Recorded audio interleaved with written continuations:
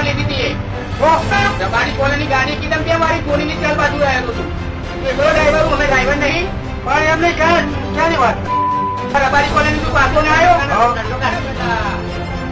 નવો ડ્રાઈવર રબાડી નાખે ઉંમર લાયક એટલે જવા દઉં બરોબર